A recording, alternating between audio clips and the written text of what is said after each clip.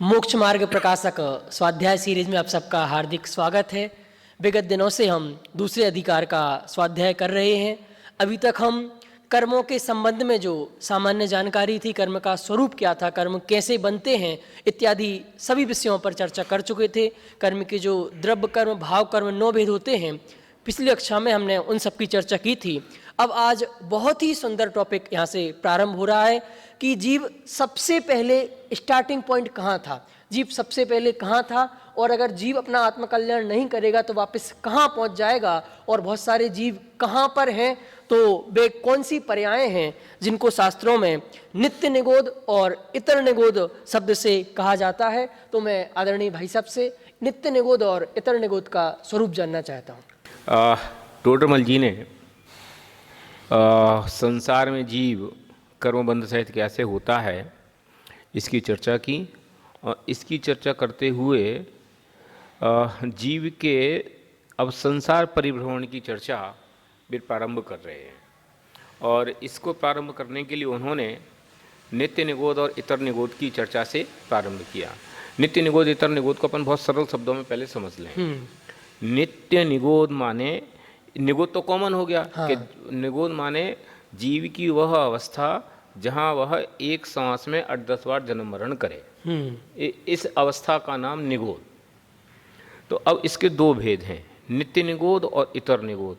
कि नित्य निगोद मतलब क्या, कि अनादि काल से लेकर आज तक जब तक जीव है वो निगोद से बाहर निकला ही नहीं, माने उसका परमानेंट एड्रेस क्या, अभी तक का एड्रेस नित्य निगोद ही है। इसका इस अवस्था का नाम तो है नित्य निगोद है। हाँ।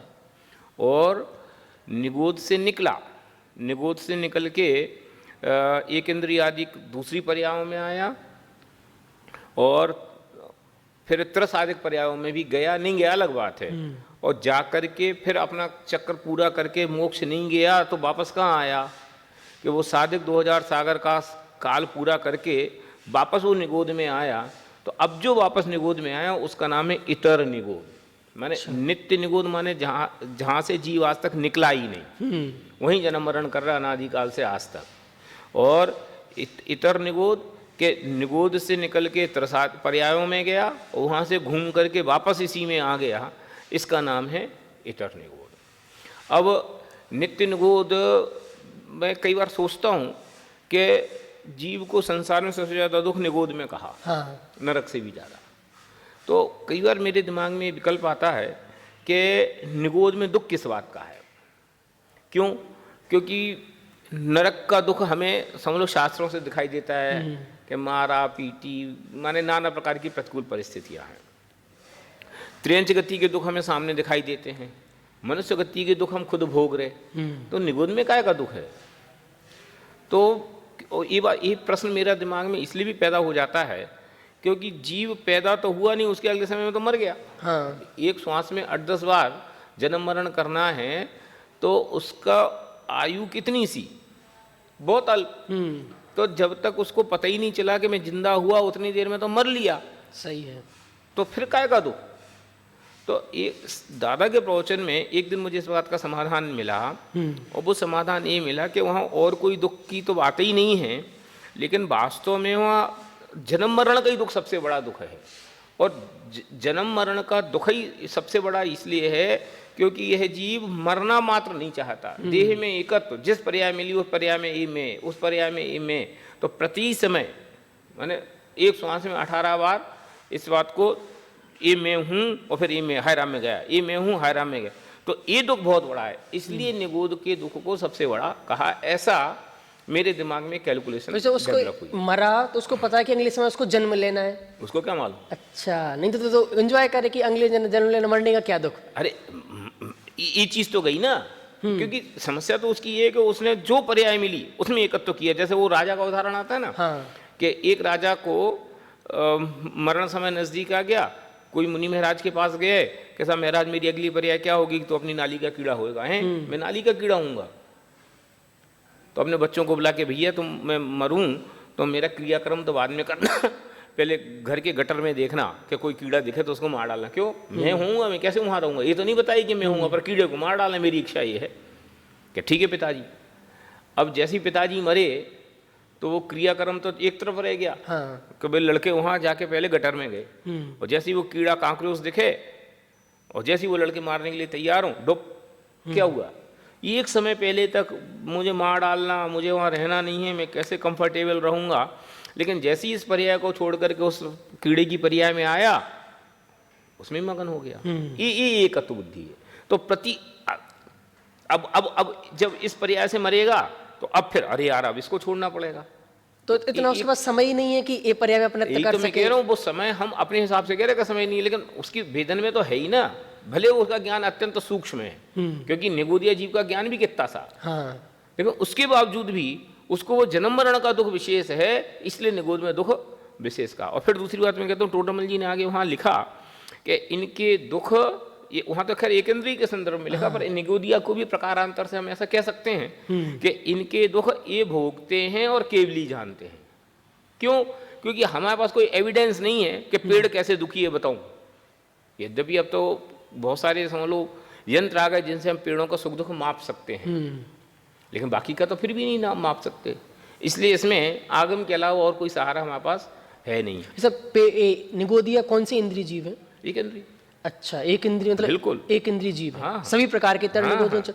सिर्फ दूसरा प्रश्न यहाँ पर ये है निगोद के संबंध में कि हमने आज तक शास्त्रों में पढ़ा है, सुना है कि जीव कोई गलती करेगा तो निगोद में जाएगा, पर अनादिकाल से कोई गलती की नहीं, सीधे निगोद में ही चले गए, तो किस कारण से वो निगोद में गया? नहीं, अनादिकाल से गलती नहीं किया, आप कैसे कह रहे हो? हम द्रव्य कर्म भाव कर्म के प्रकरण में पीछे पढ़ के आए हैं ना। तो वो कर्म के संबंध में बात थी। अब जीव के संबंध में लगा कर्म बंधा का आवाज से कि जीव के परिणाम होंगे निमित्त से। तो पहले तो कोई अच्छी गति हुई होगी। नहीं, स्टार्टिंग ही यहाँ से है, ऐसा समझो। और वो स्टार्टिंग क्यों? कि अनादिकाल से जीव की देह में एकत्व बुद्धि है। अग्रहित मिथ्यात्व किसका नाम? एकत्व बुद्धि का। कि अनादिकाल से जो देह में एकत्व बुद्धि पड़ी हुई है, अज्ञान पड़ा हुआ है, इसके नाम तो अग्रहित मिथ्यात्व। ग्रहित मिथ्यात्व तो नई एजुकेशन है। पर पुराना जो हमें मिल रहा है, जो हम परंपरा से ग्रहण किए हुए हैं, वो अग्रहित मिथ्यात्व है।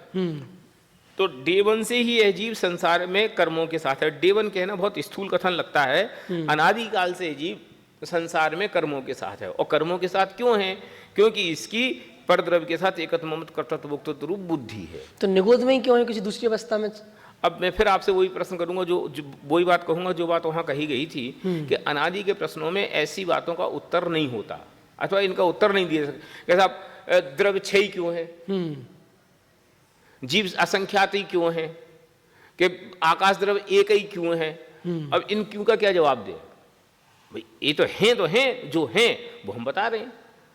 अब ये ऐसा क्यों है, इसका तो अब जीव ज्ञान रूप है, पुद्गल ज्ञान रूप क्यों नहीं है? ये ऐसे ही प्रश्न हो गए ना। हाँ। कि सब जीव अनादि से निगोद से ही क्यों स्टार्ट कर रहा है, मनुष्य से स्टार्ट क्यों नहीं कर रहा? अब इसका जवाब तो हम क्या दे सकते हैं? ये तो शाश्वत जो व्यवस्था है वो व्यवस्था बताई जा रही है। हर चीज में लॉजिक नहीं हो सकता। तो कोई जीव निगोद से एक बार निकल आया तो वापस फिर निगोद में जा सकता है क्या? जा सकता नहीं, जाता ही है। अगर वो मोक्ष नहीं जाएगा तो गारंटेड निगोद में जाएगा। क्यों? अनंत काल तक तो निगोद में ही रहेगा। टोडरमल जी ने एक उदाहरण भी दिया कि जैसे हम एक गेंद उछालें, तो उछाली तो यहाँ से जोर लगाया, तो जोर लगाया तो ऊपर तक गई। हाँ। और ऊपर तक जाने का एक पॉइंट पे स्थिर होती थोड़ी देर के लिए, फिर वो नीचे आना शुरू करती है। तो वो जो एक पॉइंट पे जाकर स्थिर हुई, तो वो कितनी देर? थोड़ी देर। और क्यों? निराधार आकाश में बहुत देर स्थिर नहीं रह सकती, फिर वापस गारंटेड नीचे ही आएगी। तो वो काल कितना, जितना काल वो है ना, उतना काल त्रसादिक पर्यायों के हिसाब से अंदाज माने कल्पना करने के लिए ऐसा कहा गया। तो फिर और धरती पे वो बॉल कब तक है? बहुत समय तक, उसको जब तक कोई डिस्टर्ब नहीं करेगा वही है। तो ऐसे ही अनंत काल तक तो जीव निगोद में ही रहेगा। तो फिर कि निगोद से निकल के जो त्रस पर्यायों में आया, फिर त्रस पर्यायों में आकर के अगर अपना हित कर ले तो फिर अनंत काल तक सिद्ध में रहे। माने दो ही डेस्टिनेशन है, या तो निगोद जहां शाश्वत रह सकता है, कि सिद्ध अवस्था जहां शाश्वत रह सकता। बाकी जगह तो मूविंग है। अच्छा, इससे ज्यादा नहीं। इसका कोई पर्टिकुलरी स्थान है निगोद का? सिद्धालय यहाँ है, मनुस्मृति यहाँ है, ऐसा निगोद का कोई पर्टिकुलर स्थान है? ऐसा नित्य निगोद के लिए कहते हैं कि सातवीं पृथ्वी के नीचे जो कलकल पृथ्वी है वो नित्य निगोद का स्थान है। बाकी तो निगोद पूरे 3 लोक में ही है। अच्छा, यहाँ भी सब जगह ही निगोदिया जीव है। अच्छा, दूसरा प्रश्न ये है कि निगोद में हम तुम भी थे, जितने भी आज लोग दिखाई दे रहे हैं सब निगोद में थे, सब निगोद से निकल के यहाँ पर आए हैं। तो निगोद से जो निकले, तो निगोद में जो जीव था ना उसके मन है, ना उसको बुद्धि है, ना कोई विचार है, ना कोई वो धर्म कर रहा है वहाँ। तो कौन बैठा है वहाँ निकालने वाला कि उठा के उसने बाहर रख दिया? किससे जीव बाहर निकाल के आया? मैं उम्मीद कर ही रहा था कि आपका ये प्रश्न आएगा ही आएगा कि जो परिणामों का अपने आप परिवर्तन होता है, शुभ से अशुभ, अशुभ से शुभ, अशुभ से शुभ, शुभ से शुभ, ये परिवर्तन के क्रम में ही वे अपने आप उसके परिणाम ऐसे बनते हैं, और जिस परिणामों के कारण से वो समझ लो निगोद से एक इंद्रियादिक पर्यायों में आता है और फिर आगे त्रसादिक दूसरी पर्यायों में जाता तो परिणाम कौन कैसे बनते हैं इसका? ये कैसे क्या बनते हैं? सहज जो परिणामों का परिवर्तन का क्रम है वे अपने क्रम से बनते हैं, क्योंकि उसमें विकल्प पूर्वक कोई पुरुषार्थ दिखाई नहीं देता। इसलिए हमें ऐसा नहीं कह सकते कि उसने फला उपवास किया था कि फला प्रतिज्ञा निभाई बिना थी। निमित्त के भी तो कोई काम नहीं होता, तो वहाँ निमित्त क्या है? तो निमित्त दिखाई नहीं देता, इसलिए हम वहाँ उपादान की बात करते हैं। माने डायरेक्टली हमें कोई ऐसी चीज़ नहीं दिखाई देती जिस आधार से हम कह सकें कि देखो पर्टिकुलर काम के कारण से ये हुआ। क्यों? क्योंकि जैसे ही मैं ये कहूँगा तो तत्काल आपका प्रश्न होगा कि फिर अगर पर्टिकुलर परिणामों के परिवर्तन से ही जीव निगोद से निकला, तो फिर अनादिकाल से आज तक जो जीव नित्य निगोद में ही है निकले ही नहीं, वे क्यों नहीं निकले? उनके भी तो परिणाम बदलने चाहिए। तो पर्टिकुलर के क्यों नहीं, पर्टिकुलर के बदले और पर्टिकुलर के क्यों नहीं बदले, कि इस क्यों का जवाब नहीं है। वहाँ उदाहरण भी दिया कि जैसे भड़भूजे का समझ लो, जो चने भूंजने की जगह होती है तो उसमें बहुत सारे चने भूंज रहा है, तो 2-4 चने उछट के बाहर निकल जाते हैं। ऐसी नित्य निगोद से समझ लो 6 महीने 8 समय में 608 जीव बाहर निकलते हैं, और वे समझ लो 2000 सागर के लिए बाहर निकले। और इसमें भी ये कोई नियम नहीं है कि वो जो जीव बाहर निकला है वो 2000 साल तक रहेगा ही बाहर। ये तो उसका मैक्सिमम लिमिट है। मिनिमम तो समझ लो 2 महीने बाद भी वापस आ जाए तो आ जाए, वो तो उसके जैसे कर्म की उदय जैसी व्यवस्था होगी उसके हिसाब से हो जाएगा। और कोई आदमी अगर संसार में रहेगा, त्रसादिक पर्यायों में रहेगा, तो उसका अधिकतम काल साधिक 2000 सागर है। तो ये मनुष्य पर एक अपॉर्चुनिटी है। अरे अपॉर्चुनिटी नहीं है, बहुत बड़ी अपॉर्चुनिटी है। इसकी कल्पना जब कभी ऐसा वो प्रसंग आएगा तो उसकी चर्चा अपन उस समय करेंगे। तो एक बार इसको पढ़ते हैं। हाँ बिल्कुल पढ़े।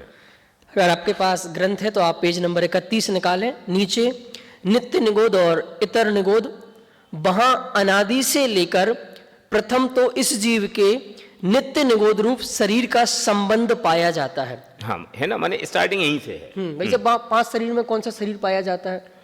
तेजस, कारमान और औदारिक। अच्छा, औदारिक शरीर होता है कि कौन सा शरीर होता है, मुझे आपने भ्रम में डाल दिया। तो भी क्योंकि व्यक्रियक तो होता नहीं, तो और कौन सा बचा, इसलिए औदारिक ही होना चाहिए। तो उनका शरीर हम देख सकते हैं? नहीं, ये तो बहुत सूक्ष्म होता है, कैसे देख सकते हैं? अरे पेड़ वगैरह तो दिख रहे हैं ना, जल दिख रहा है। नहीं, अगर आप ऐसे कहोगे तो फिर आलू में जो निगोदीय जीव में दिखते तो नहीं है। तो 2 भेद कर सकते हैं, सूक्ष्म निगोदीय एक। अब इसके बारे में ज़्यादा विस्तार मुझे नहीं मालूम है, तो उसके जो विशेषज्ञ उनसे पूछना चाहिए। इस जीव के नित्य निगोद रूप शरीर का संबंध पाया जाता है।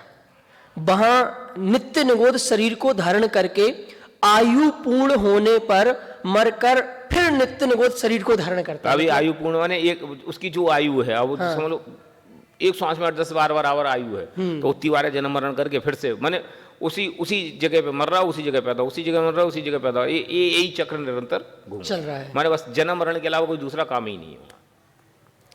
फिर आयु पूर्ण कर मरकर नित्य निगोद शरीर को ही धारण करता है।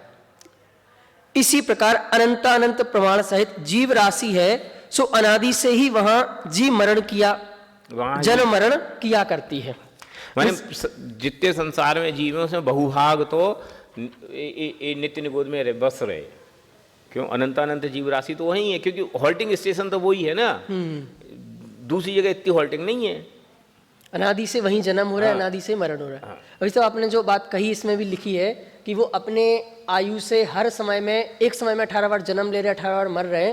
फिर जो लोग आलू खा रहे, प्याज खा रहे, तो आप इसका निषेध क्यों करते हो? वो तो अपने समय से मर रहे हैं, अपना सब कुछ हो रहा है, फिर आप क्यों निषेध कर रहे हो उस चीज़ का? वो अपन इसकी चर्चा करेंगे तो अविषय में चले जाएंगे। वो दादा ने अपने कौन से शायद अहिंसा के प्रवचन में किसमें इस बात को उन्हें एक श्रोता के प्रश्न के नाम से उन्होंने उसको उत्तम संयम धर्म के प्रवचन। हाँ, संयम धर्म के प्रवचन में कि साहब वो तो अपने आप मरते जीते हैं, तो उससे क्या फर्क पड़ता है? वो तो चाहे मैं मारूं नहीं मारूं, तो फिर मुझे आलू खाने में क्या तकलीफ है? तो उन्होंने उसका जच्चा करो बच्चा घर या शमशान का उदाहरण देकर के काफी अच्छे से समझाया है। अगर आपको इसकी विशेष जिज्ञासा है तो आप वो उत्तम संयम धर्म वाला दादा का प्रवचन सुनेंगे, वहाँ बहुत विस्तार से इसकी चर्चा की गई है। तथा वहाँ से 6 महीना 8 समय में 608 जीव निकलते हैं। ये एक लिमिटेशन हो गई। अच्छा, कि 6 में अनंतानंत में से 6 महीने 8 समय में से 608 जीव निकलना है। अब इसको अगर अपन दुर्लभता के एंगल से देखो तो ये कितनी दुर्लभ अपॉर्चुनिटी है। वो है ना 6 ढाला का के पहली ढाल, हाँ, के अनादि से निगोद में है और निगोद से फिर एक इंद्री से त्रस एक इंद्री आदिक पर्याय में आए, हाँ। तो कितने दुर्लभ है। कि जैसे अपने इधर ये समझो कि 2 पोस्टें हैं और 2 पोस्टों के लिए 2 लाख आदमी अप्लाई करें, हाँ, तो अपॉर्चुनिटी कितनी दुर्लभ है, ये हमें बिल्कुल दिखाई देता है। अथवा 2 पोस्टों के लिए 2 करोड़ आदमी अप्लाई करें तो कितनी दुर्लभ है, और 2 पोस्ट के लिए 20 करोड़ अप्लाई करें तो कितनी दुर्लभ है, दिखाई देता है ना। हाँ, ऐसे ही कि 6 महीने 8 समय में से अनंतानंत में से केवल 608 का कंपैरिजन है। 2 और 20 करोड़ के सामने का कंपैरिजन भी इसमें बच्चे जैसा है। क्यों? वहां तो अनंतानंत की क्यू है, और अनंतानंत की क्यू में से वो अनंतानंत तो कितने सिद्धों के अनंत गुण हैं। अब मैंने वो तो फिर क्या बोलना चाहिए, उपमान गणित से ही समझ में आता है, ऐसा तो समझ में आता नहीं है। तो इतने जीवों में से 6 महीने 8 समय की ड्यूरेशन में से ओनली 608 जीव निकलने हैं। वे कहाँ कि बस वो निगोद से निकल के एक इंद्री दूसरी पर्यायों में आएंगे, और फिर अब उसमें से एक इंद्री से फिर द्विइंद्री से 3 इंद्री, 3 इंद्री से 4 इंद्री, 4 इंद्री से 5 इंद्री, असेनी से सेनी, और सेनी से भी समझ लो सुकुल आयु निरोगिता, कहाँ तक आ गई।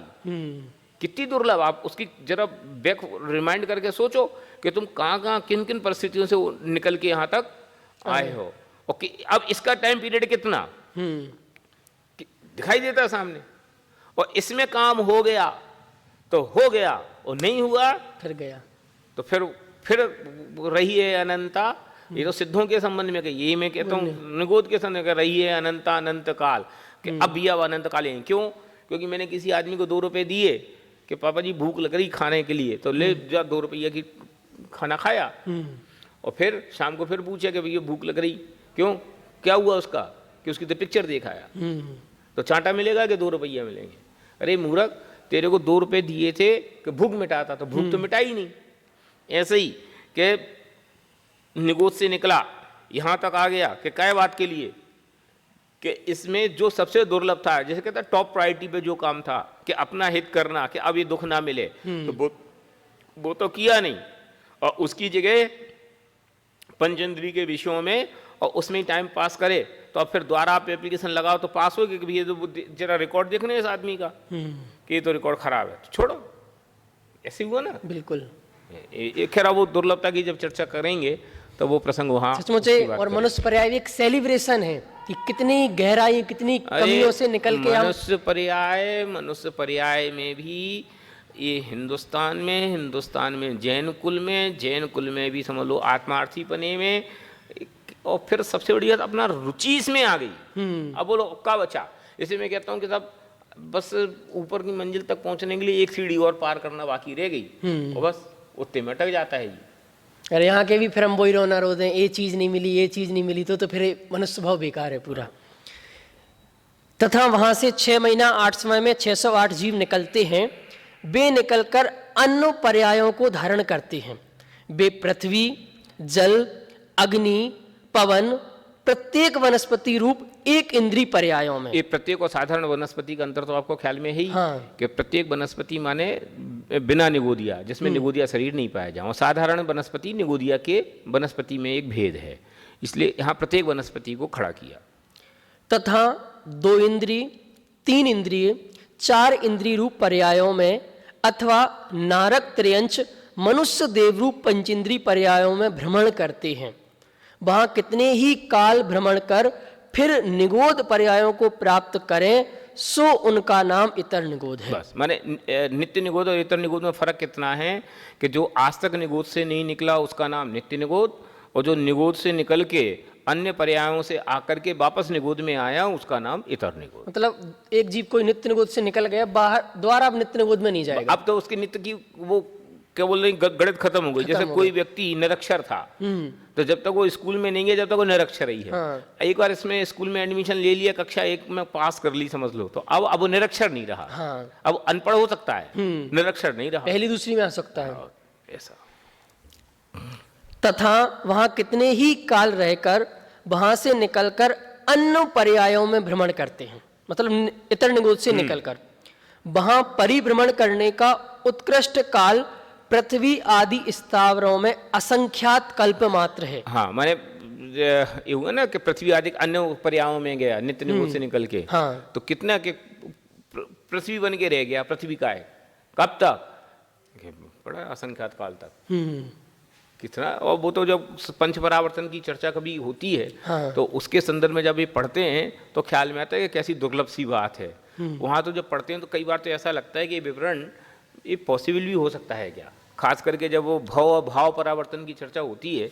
पहले तो द्रव्य परावर्तन समझ में नहीं आता, लेकिन जो भाव और भाव परावर्तन की चर्चा होती है तो वहाँ ऐसी मुश्किल बातें कही जाती हैं कि वह दिमाग में ही नहीं बैठती। हम तुम के दिमाग में नहीं बैठती, सामान्य आदमी के दिमाग में कहाँ बैठी ये। लेकिन है सिचुएशन, क्योंकि केबली के ज्ञान में आई, ये सब देखी गई है, हम क्या कहेंगे।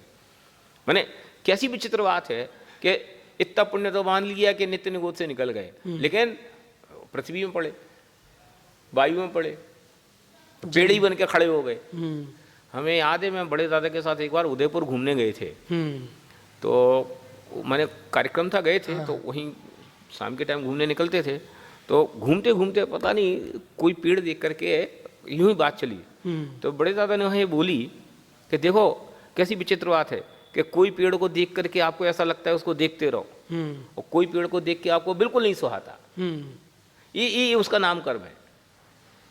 होता है ना, कोई आदमी को अच्छा लगता है तो उसके साथ खड़े रहने का भाव होता है, कोई आदमी अच्छा नहीं दिखता तो उसके साथ खड़े रहने का। तो ये आदमी का पुण्य पाप का उदय है ना। ये पेड़ का भी पुण्य पाप, यद्यपि वो स्थूल उदाहरण है, लेकिन वो बात मेरे दिमाग में फीड हुई।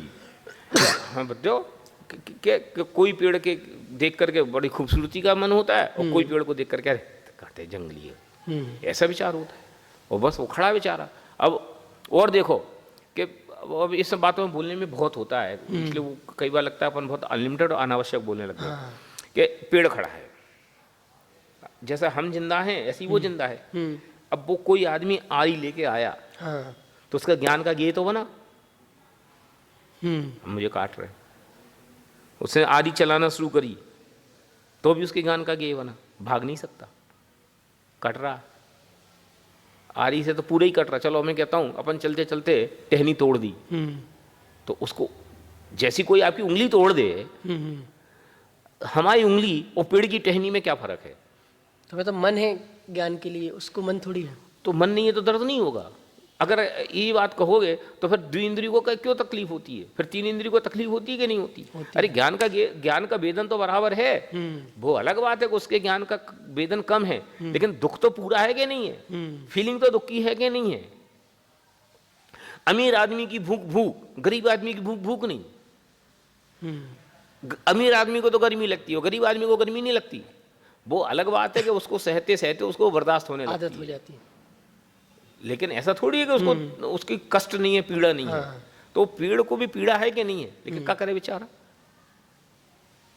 भोगने के अलावा उसका क्या उपाय है। अब तो फिर अपन गलत डायरेक्शन में चले जाएंगे, इसलिए मैं उसको वापस खींचता हूँ कि कितनी तकलीफ, माने कैसे कैसे समय अपन ने निकाला। आप सोचो तो, और ये हम जरा सी प्रतिकूलता, जरा सी अस्वस्थता, जरा से उसमें ऐसे धर्म मार्ग को छोड़ने के लिए तैयार हो जाते हैं, ये सब फर्जी है। क्यों? क्योंकि हमें वो सब चीज़ें कलेक्टिव नहीं होती। इसे मैं कहता हूँ कि आगे पीछे का कलेक्टिव नहीं हो, उसको एक तरफ करो, पर सामने त्रेंच गति के दुख तो हमें सामने दिखाई देते हैं अपनी आंखों के सामने। हम ऐसा भोग के आए हैं, हम उसे रिलेट नहीं कर पाते, इसलिए हमारा मन पाप से निवृत्त नहीं होता। अगर हम उसे रिलेट करें तो पाप से मन रहेगा। अभी कोरोना वायरस की चल रही, तो ऐसे ऐसे वीडियो, कल ये कोई ऐसा वीडियो था, देख के माने मन विचलित हो जाए। कोई लोग कर मारते हैं, ये क्या है, परिणामों की क्रूरता। तो ऐसे परिणामों का फल क्या है कि नरक निगोद काय के लिए, इसी परिणामों के लिए। सर मुझे अपनी एक स्टोरी, किसी के साथ बैठा था, कोई अजैन व्यक्ति के साथ, तो उसने कहा कि मैं इस आलू को खा लूँगा तो क्या होगा, इसमें जो जीव बेचारे मर जाएंगे और उनको अच्छी गति मिल जाएगी। तो हम बहुत बार पेड़ को काट देंगे तो इसका जीवन सुधर जाएगा, दूसरी गति में चला जाएगा। सही बात है। तो ये काम करते हैं, हम तुम्हें काट देते हैं तो तुम्हारा जीवन सुधर जाएगा, क्योंकि तुम भी बहुत अच्छे नहीं हो। क्यों? अच्छे की क्या परिभाषा है? हम तुम्हें देख करके तुम अच्छे हो के बुरे हो इसके आधार से निर्णय करो कि तुम अपने आप को क्या समझते हो, उसके आधार से निर्णय। उसने कही कि नहीं तुम मुझे मार दो, नहीं मैं अच्छा नहीं हूं, तो तुम्हें क्या राइट है? तुम अपने मन से उसके अच्छे बुरे की कल्पना करने लगे। किसको अपनी चीज बुरी लगती है बताओ? सही बात है। ये बहुत स्थूल और पागल बने का तर्क है। आप कह रहे हो कि मैं उसको मार के मुक्ति दे रहा हूं, है? अच्छा चलो कोई बात नहीं, अच्छी बात, मुक्ति दी, तो तुम गारंटी है कि इसका इससे अच्छा होएगा? वो तुम रजिस्ट्री पे लिख के दे सकते हो कि हाँ मैं गारंटी दे रहा हूँ कि ये जीव मरेगा तो अच्छी जगह जाएगा। तुम्हें तो कुछ पता ही नहीं है। हाँ। कहाँ गया? अब तुम बताओ, चलो तुमने मार डाला, तुम बताओ, तुम कह रहे थे मैंने उसको मुक्ति दी, कहाँ गया? है हमें नहीं पता, फिर काय के लिए बात कर रहे? ये अपने प्रमाद और अपने पाप को एक अच्छा सा, कहते ना जो बात मूर्खों को अच्छी लगे ऐसे जामे पहनाने जैसी है। ऐसे कहते हैं अविचारित रम्य, कि विचार नहीं करो तो सुनने में बहुत अच्छा लगता है कि हाँ यार बात तो सही कह रहे हो। सही बात है। पर मैं कह रहा हूं तुम्हें राइट कौन ने दिया? तुम काहे के थानेदार बन गए? तुम उस जीव ने तुम्हें मुक्त करने के लिए रिक्वेस्ट की थी क्या? कि उसने तो नहीं की थी। तो तुम कौन? जबरदस्ती ब्रह्मा बन गए। सही। और दुई इंद्री पंच इंद्री पर्यंत त्रसों में साधिक 2000 सागर है। मतलब ये दो इंद्री पंच इंद्री पर्यंत त्रसों में का समय बता दिया कि साधिक 2000 सागर तक। हाँ, त्रस पर्याय में आएगा। द्विइंद्रियादिक, एक इंद्री में तो असंख्यात कल्पकाल, हाँ, और द्विइंद्रियादिक त्रस पर्यायों में साधिक 2000 सागर। इतर निगोद में 2.5 पुद्गल परावर्तन मात्र है, जो कि अनंत काल है। माने इतर निगोद से भी उसको 2.5 पुद्गल परावर्तन बाद निकलना ही पड़ेगा, अथवा निकलेगा, ऐसा समझ लो। पर वो 2.5 पुद्गल परावर्तन भी कोई छोटा मोटा काल थोड़ी है। माने उस काल को भी बताया नहीं जा सकता, इतना बड़ा काल है। इतर निगोद से निकलकर कोई स्थावर पर्याय प्राप्त करके फिर निगोद जाते हैं। ये फिर इतर निगोद में आ गए। इस प्रकार एक इंद्रिय पर्यायों में उत्कृष्ट परिभ्रमण काल असंख्यात पुद्गल परावर्तन मात्र है, तथा जघन्य तो सर्वत्र एक अंतर मुहूर्त काल है। इस प्रकार अधिकांश तो एक इंद्रिय पर्यायों को का ही धारण करना है, अन्य पर्यायों की प्राप्ति तो काकतालीय न्यायवत जानना। ये क्या है भाई साहब? ये एक काकतालीय न्याय है, एक बहुत बढ़िया इंटरेस्टिंग समझने लायक न्याय है। शास्त्रों में या खास करके न्याय शास्त्रों में अनेक प्रकार के न्याय प्रचलित हैं। मैंने लगभग 100-150 न्याय ऐसे निकाले हैं। हाँ। मुझे कक्षा के विद्यार्थियों को कहा था, उन्हें निकाल के दिए थे। तो इसमें एक न्याय है काकतालीय न्याय। न्याय माने संयोग। तो काकतालीय न्याय कैसा है कि जैसे कौआ, इसको कई प्रकार से इसकी व्याख्या की जाती है अथवा व्याख्या मिलती है कि कौआ एक ताल का पेड़ होता है। ताल का पेड़ आप नहीं समझते, तुम नारियल का पेड़ समझते हो, क्योंकि जैसा ताल का पेड़ बहुत ऊंचा होता है, ऐसे नारियल का पेड़ ऊंचा होता है, उस पर चढ़ना आसान नहीं होता। दूसरा, वो चूंकि ऊंचा होता है इसलिए उसका जो फल है बहुत मजबूती से लगता है, ऐसे गिरता नहीं है। जैसे समझ लो आम जरा सी हवा लगे और गिर जाता है, ऐसा नारियल नहीं गिरता। ऐसी ताल भी नहीं गिरता, उसको काटना पड़ता है तब जाके वो नीचे गिरता है। तो जैसे नारियल का पेड़ होए और नारियल के पेड़ पे कोई कौआ जाके बैठे, और उस कौए के वजन से नारियल का पेड़ टूट जाए, तो जैसे ये बहुत असंभव सा काम है ना, ऐसा ही कि किसी जीव को त्रस पर्याय मिली तो ऐसा संभव काम है। एक व्याख्या तो ये। दूसरी व्याख्या के कि उधर से नारियल का पेड़ का फल टूटे, तो टूट के वो नीचे गिर रहा, और टूटते ही इधर से कौआ जाता होए और उसकी चोंच में वो फंस जाए, तो नारियल कितना कड़क, तो उसकी चोंच में फंस जाएगा आसानी से? नहीं, लेकिन फंस जाए, संयोग की बात है, कल्पना है।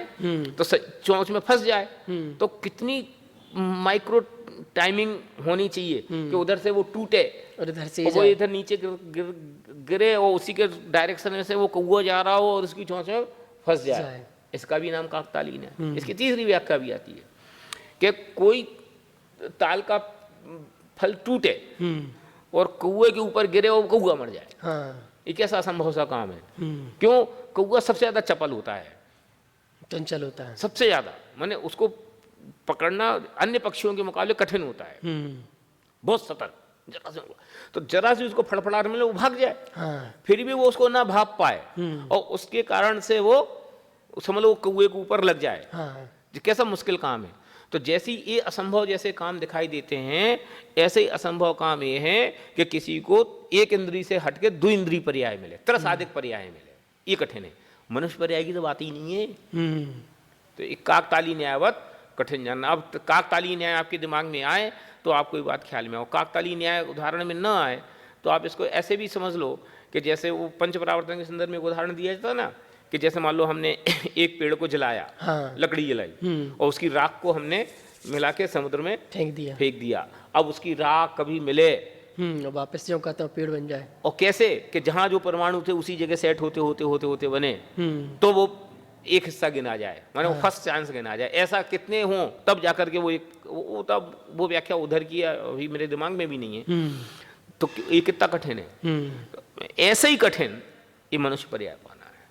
अब चूंकि हमें फीलिंग में क्यों नहीं आता, क्योंकि पास्ट हमें दिखाई नहीं देता। मैं बार बार ये बात कहता हूँ कि नरक गति में हमने बार बार ये कस्में खाई कि हमें अब ये काम नहीं करना, हम ऐसा काम नहीं करेंगे, लेकिन वो चीज़ें भूल क्यों जाते हैं। इसको मैं ऐसे भी कहता हूँ कि जब कोई स्त्री पुत्र को जन्म देती है तो उस समय उसको जो प्रसव वेदना होती है तो उस समय वो ऐसे कई बार कस्में खाती है कि अब मैं ऐसा काम नहीं करूँगी जिससे मुझे प्रसव वेदना से गुजरना पड़े। लेकिन जैसे ही वो काल खत्म होता है वो वेदना भूल जाते हैं। ऐसा हमारे साथ अपने साथ भी कई बार हम ऐसे कष्ट से गुजरते हैं और हम सोचते हैं कि भैया अब ऐसा काम नहीं करेंगे, लेकिन जैसे ही वो कष्ट का समय निकल जाता है वापस हम उसमें आ जाते हैं। समझ लो कोई मेडिकल इमरजेंसी आ जाए और उसमें हमें जीने मरने का प्रसंग आ जाए तो उस पलंग पे लेटे लेते हम कई बार सोचते हैं यार अब सब छोड़ देंगे, ऐसा नहीं करेंगे, ऐसा नहीं करेंगे, ऐसा नहीं करेंगे, और जैसे ही उससे ठीक होकर वापस आते हैं अरे ठीक है सब उतर है, भूल जाते हैं। ऐसे ही हाल है। तो इस प्रकार इस जीव को अनादि से ही कर्मबंध रूप रोग हुआ है। माने एक चैप्टर ये पूरा हुआ। हाँ। कि दूसरे अध्याय का मूल प्रतिपाद ये था कि जीव को कर्म का बंध है, इस बात को डिसाइड किया जाए। हाँ। तो नाना प्रकार से कर्मों की अवस्थाओं का वर्णन करके जीव कर्म संसार में है और संसार में है इसलिए क्योंकि उसको कर्म का उदय है, कर्म का संयोग है। हाँ। ये बात पूरी हुई। अब उस कर्म के उदय में क्या हो रहा है, कर्म के उदय में जीव की कैसी अवस्थाएं बनती हैं, उसकी चर्चा इस अध्याय का सेकंड हिस्सा है। इसकी चर्चा जिसकी अगली चर्चा हम अगले क्लास में करेंगे, जिसमें 8 कर्मों संबंधी जीव की अवस्था कैसी कैसी होती है उसकी चर्चा हम करेंगे। अभी जो हमने चर्चा की वो सचमुच हमको बहुत अंदर तक ले जाने वाली, बहुत सोचने वाली बात है, अपने जीवन में कुछ परिवर्तन लाने वाली बात है कि हम अनादिकाल से निगोद में रहे हैं और अगर आज हमने कुछ नया नहीं किया, सत्व ज्ञान को अपने जीवन में नहीं लाए तो हम वापस शायद वहीं इतर निगोद में ना चला जाएं, ना मालूम है हमारा अंतिम समय हो, इसके बाद हमें वापस वहीं जाना पड़े। ऐसा तो नहीं होगा हमारे साथ जो इस बात को सुन रहे हैं। तो हम निश्चित रूप से इस सब चीज़ों को समझकर, इस दुर्लभता को, इस अद्भुतता को समझकर अपना समय, अपनी शक्ति तत्व ज्ञान में समर्पित करें, ऐसी आपके लिए मंगल भावना है। विशेष चर्चा हम अपनी अगली क्लास में करेंगे। सभी को सादर जय जय।